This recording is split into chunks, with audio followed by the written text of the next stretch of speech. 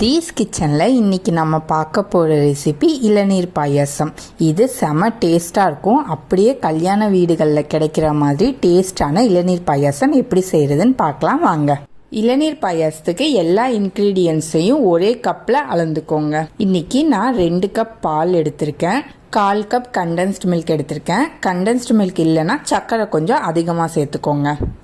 கடைசியாக வறுத்து போடுறதுக்கு கொஞ்சோண்டு முந்திரி பருப்பு, அதை வறுக்கிறதுக்கு 1 டேபிள் ஸ்பூன் நெய், அப்புறம் 1 சிட்டிகை ஏலக்காய் தூள், தேவையான அளவு சர்க்கரை, 2 இளநீரோட வழுக்கையை இந்த மாதிரி சின்ன சின்ன பீஸாக சாப் பண்ணி எடுத்துக்கோங்க.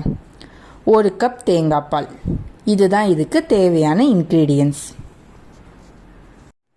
ஃபஸ்ட்டு நம்ம எடுத்து வச்சுருந்த 2 கப் பாலை நல்லா திக்காகிற வரைக்கும் காய்ச்சி எடுத்துக்கலாம். பால் எந்த அளவுக்கு நம்ம திக்காக காய்ச்சிரோமோ அந்தளவுக்கு இளநீர் பாயாசம் நல்ல டேஸ்ட்டாக இருக்கும். கிட்டத்தட்ட ரப்டி பதத்துக்கு நம்ம இந்த பாலை காய்ச்சணும். இப்போ பால் பொங்கிருச்சு. இதை சிம்மில் வச்சுட்டு நல்லா திக்காகிற வரைக்கும் நான் கலந்து விட்டுட்ருக்க போகிறேன். நம்ம எடுத்து வச்சுருந்தோம்ல கண்டென்ஸ்டு மில்க், அதை இப்போது இதில் சேர்த்துக்கிறேன்.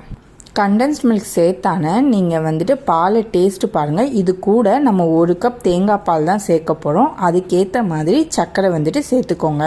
இன்கேஸ் நீங்கள் கண்டென்ஸ்ட் மில்க் சேர்க்கலைன்னா சர்க்கரையோட அளவை கொஞ்சம் கூட சேர்த்துக்கோங்க. நான் இப்போது 1 டேபிள் ஸ்பூன் சர்க்கரை சேர்த்துக்கிறேன். பால் இன்னும் திக்காகணும். எந்த அளவுக்கு திக்காக இருக்கோ அந்தளவுக்கு நல்ல டேஸ்ட்டாக இருக்கும்.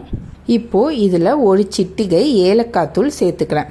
பால் நல்லா திக்காயிடுச்சு. இந்த திக்னஸ் கரெக்டாக இருக்கும். நான் இப்போ ஸ்டவ்வை ஆஃப் பண்ணிடுறேன். கடைசியாக சேர்க்குறதுக்கு நம்ம எடுத்து வச்சுருந்த முந்திரி பருப்பை இப்போ நெய்யில் வறுத்து எடுத்துக்கிறேன். இப்போது எல்லாமே ரெடியாக இருக்குது. நம்ம இளநீர் பாயசத்தை செட் பண்ண ஆரம்பிச்சிடலாம். ஒரு பவுலில் நம்ம செஞ்சு வச்சுருந்த அந்த பால் ரபடியை ட்ரான்ஸ்ஃபர் பண்ணிக்கிறேன்.